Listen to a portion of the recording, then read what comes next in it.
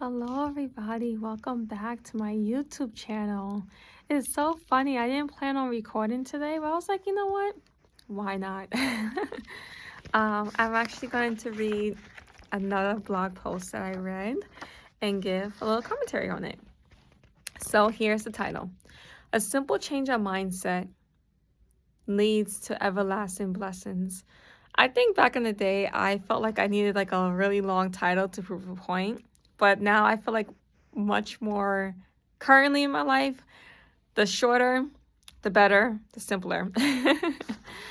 I am learning something really vital in my life right now. I have many unfulfilled desires and sometimes struggle with discontentment. Okay. I am currently struggling with wanting more. I decided to use those desires and channel it back to God. I decided to make God my desire. It's not just a single decision. I have to make the decision of making God my desire every time my other desires pop up.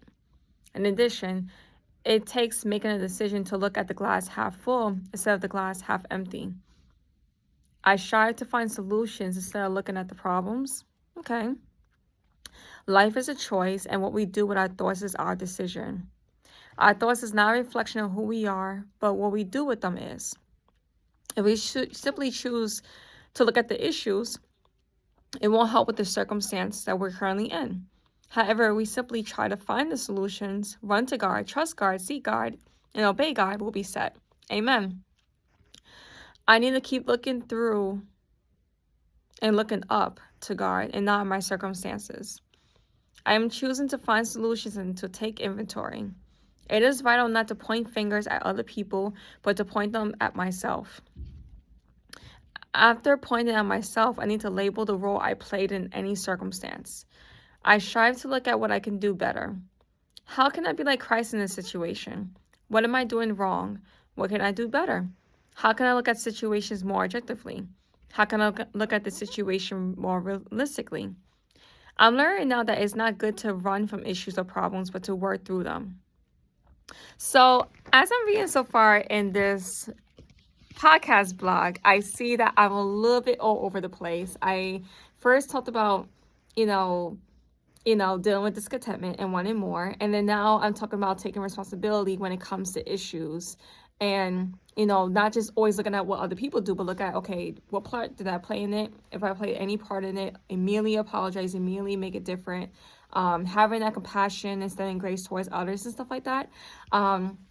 It makes sense because at this time I was just learning so much information and it was really, really overwhelming in a good way for me. So I think in this podcast blog, I'm all over the place, but I like it because it just shows different things. Like at that time I was dealing with discontentment. At that time I was dealing with playing myself as a victim and all this type of stuff. So I think having this was a really good learning lesson for me at that time. So I'm gonna go back.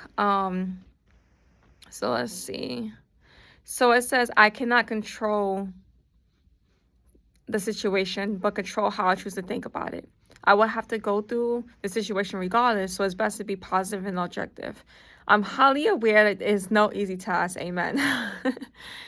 It is something that takes me higher, and it takes daily inventory and reflection.